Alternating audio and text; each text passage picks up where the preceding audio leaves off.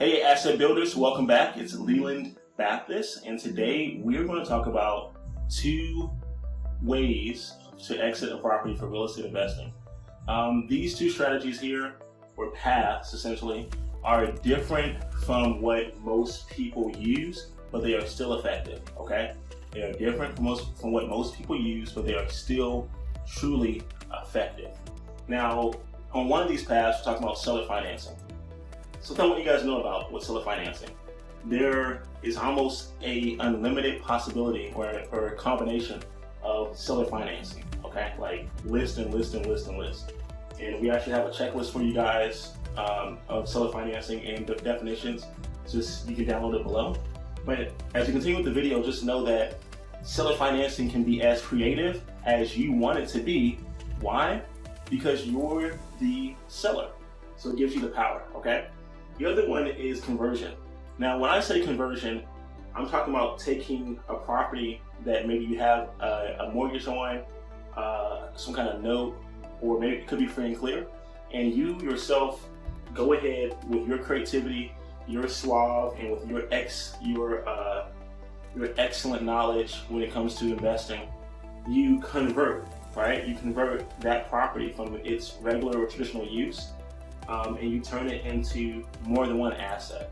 And in this particular one right here, we're talking about turning your rental, especially if it's a single family rental, turning that rental, selling it technically to a buyer or a family, and putting a mortgage onto that property. And that's when you become the bank, okay? So that's what we're talking about there. Here we go. First and foremost, seller financing. The positives in this is you still maintain control of it. By control, I mean your name, your company's name, or a trust of yours is still the owner on title. The title is vested in the name of your trust. So that's a plus, right? You're not necessarily relinquishing your control of the property completely, all right? The next thing is you're maintaining your control, but you have less control of the day-to-day management of the property. For most seller financing pieces, what I like to do is have the tenant now all of a sudden have them responsible for the maintenance, the repairs, cutting the grass, handling the roof, right? So I'm taking them from the standards tenant and I'm allowing them to participate with the development and growth and the maintenance of the actual property by becoming a tenant buyer. Someone that is going to take it upon themselves to maybe pay me a higher amount of rent per month as a way to build towards them purchasing the property at a later date. Now this could be 24 months, this could be 60 months, which is 5 years. It's something, it all depends. I have some that are 360 months. Essentially, they are 30 years, okay? So believe it or not, people do it very, very often. They want to be proud of owning something, right? And so instead of going the traditional route of getting financed, they'll go this route, and that's okay. That is okay, right? There is something for everyone, and once again, with seller financing, you can be as creative as you want. So when I talk about reclaiming, all right, as long as the property is vested in the name of your trust, your entity, your LLC, whatever else, right? Your process for reclaiming or taking back the property is actually pretty easy.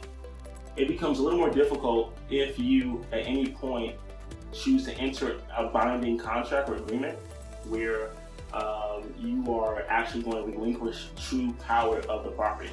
Now, every state is different, and so I want you guys to actually look at your actual laws, find out what can be done, what can't be done, and where's the gray area.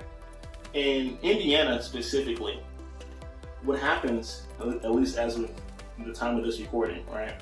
What happens is that, or what has happened, is that we have had some investors use this very poorly, especially in certain communities. And what they've done, unfortunately, is they have put different properties as rent to buys that are completely not livable. In addition to that, instead of giving true ownership over to those in favor or those who are becoming the buyers, they basically find a way to purposely make them stay tenants and essentially take large deposits. So you want to be careful that if you're telling someone it's a rent to buy, and we'll talk about this in another video, but make sure that the wording is proper.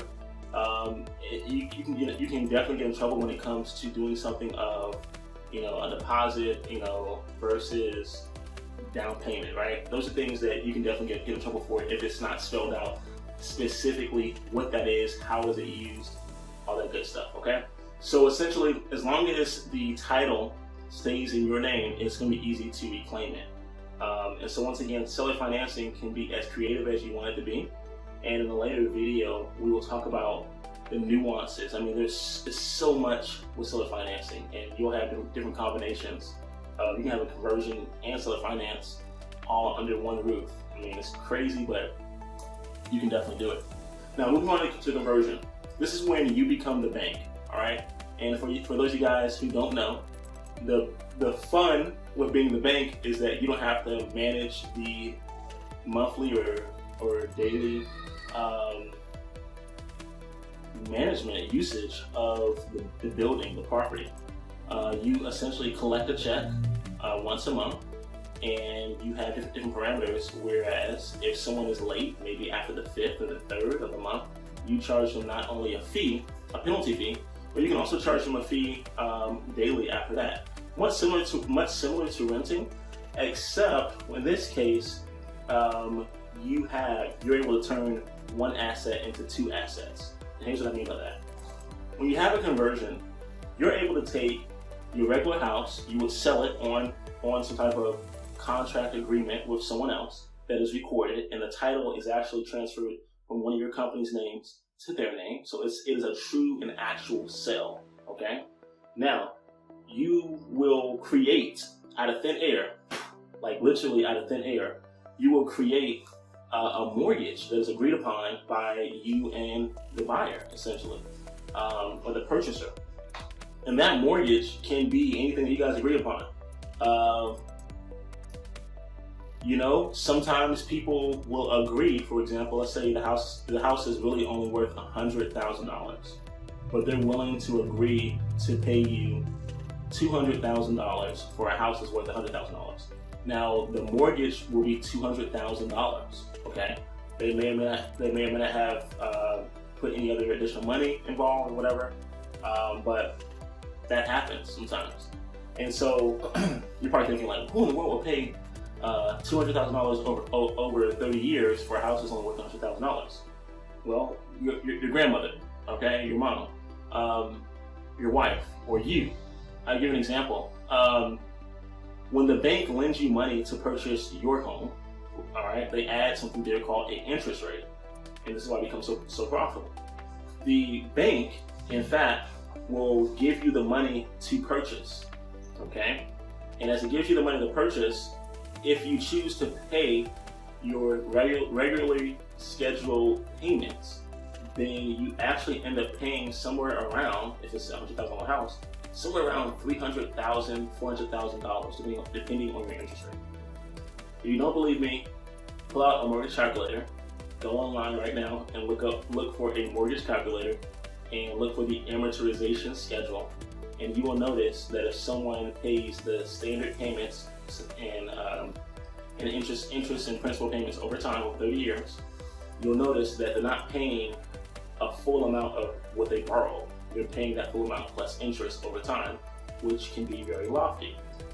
So the benefit when you become the bank is that, once again, that mortgage, that loan amount, you essentially create out of thin air. There's two parties who agree to it. The purchaser agrees to it, and you as the lender at that point, technically, you agree to it as well. And so once you guys agree to it, you agree to an interest rate, all right? And you, at that point, will receive your payments that will include your interest rate and the principal thereof. Now, something that's important to note when it comes to doing these type of deals is you do want to be aware of the DoddFrank, which we'll talk about in another video. DoddFrank is very something to be aware of. The next thing is if you have an existing mortgage on this property here that you're doing this with, you have to be a little more creative to make sure that all that works. The next thing to be aware of is if you truly want to be hands-off, which a lot of you guys like to be hands-off, which is cool. If you truly want to be hands-off, then something you want to consider is having what is called a servicing company. Now, a servicing company is a company that essentially the debtor essentially is going to, if you really want to be hands-off, then you are going to need to have a servicing company, okay? A servicing company. Now, this servicing company will in fact collect the payment from the homeowner, all right? Much like you would for your regular mortgage, right? You may have gotten a loan through, I don't know, Quicken Loans or U.S. Bank, right? But you might find out over time that you start making payments to someone different, right? All of a sudden it could be a Wells Fargo servicing department, right? Well, although you know that you got the loan from U.S. Bank, but now Wells Fargo is servicing the loan, that's who you're paying your money to. And the servicing company takes your payment in full and it divides that payment into how much is your interest, right? How much is the principal going to be applied? How much goes towards your taxes for the property? How much goes towards your insurance for the property, right? Your insurance premiums. All that will be decided via the servicing department. So if you want to be hands-off, right? The servicing department, so if they pay their mortgage on the 1st, for example, your servicing department will actually wire you a check on the 3rd or 5th, right? Okay? And part of that check, they've already divided up, you know, how much goes towards principal, how much goes towards interest, how much goes to you as a lender, how much goes towards the mortgage that you already had with U.S. Bank, right? It divides all that up so you can truly be more hands-off than before. What it also does for you is it gives a tally each month of how much that person is paying and at what time frame. Why is that important? Well, because now that you are the bank, you have turned just a regular house into 2 separate assets. You have turned it into a mortgage asset, something that goes in your balance sheet, turned into a mortgage and a note. All right, two separate things, but they come together: a mortgage and a note. And what you can do now is, as an easy exit, you could sell the mortgage to other mortgage or note investors. Other investors like yourself who want to be passive, they want to own paper on properties, okay? And it's fantastic. It's a great way to really generate income too. So essentially, if someone is being consistent for 6 months or for a year, you can actually sell that note to another investor, another company, and they will pay a certain amount based on the face value or the future value of that note. So if you know that you made that note out of thin air, right? You made it up out of nowhere. Or it was something you guys agreed to, and you guys, they said, hey, yeah, I'll buy your property for $100,000 if you finance me the entire $100,000. You said, okay, I guess I'll do it. Okay, $100,000 was made up out of nowhere. You added 5% interest, 4% interest, okay? And then, because it has interest over 30 years or over 5 years, whatever, you have what's a projected value in the future, right? A future value. And that future value could be, for our example, could be $300,000. And so you may sell that note to another investor for $100,000 cash, $150,000 cash, right? $200,000 cash, because the perceived value of that note is that it's going to be worth $300,000 at the end. So we'll talk about that in another video, but ultimately that is something you can do. So you're able to increase the number of assets that you have. It goes from being just that one standalone house that you have over here for seller financing to now you have a mortgage and a note. It's an easy exit strategy. So once you get that servicing going and you can show the payments, you can sell that note to someone else and you can walk away in the sunset. And the homeowner who initially bought that property from you via a mortgage or loan that you made up out of thin air, they have no idea that they have a new owner. Think about the mortgages that you have, or the mortgages that you may know someone else has, right? And you hear them say, "Oh my gosh, why in the world did Bank of America sell my mortgage? I was paying Bank of America, and then all of a sudden this year I'm paying ABC Bank. What is going on?" Well, Bank of America, truthfully, a lot of them, after they originate your loan, they close it at the title company or at the attorney's office. They actually sell your note that second to another investor, normally a family office that is overseas that's willing to pay cash money for that note, and normally like at a discounted rate. Okay, and that's how banks make a lot of money. Those notes, they call them mortgage swaps. Actually, it happens pretty quickly, very frequently. When it happens together, it's called collective mortgage swaps, essentially. All right, I can't think of the exact word, but essentially it's bundles of mortgages that are sold at certain rates and discounted rates based on the grading of the property. Well, of the property sometimes, but primarily of the borrowers. So yeah, so being the bank definitely has a lot of positives, right? You have less control, okay? You have an easy exit. You want to sell it very quickly to someone else at a discounted rate. You're able to make up that dollar figure amount basically out of thin air. You're basically originating. And then you're able to increase your assets from one to two. Now here's the thing you have to be concerned about with being the bank. When you become the bank, what that means for you is that if that person defaults on their mortgage, you have to go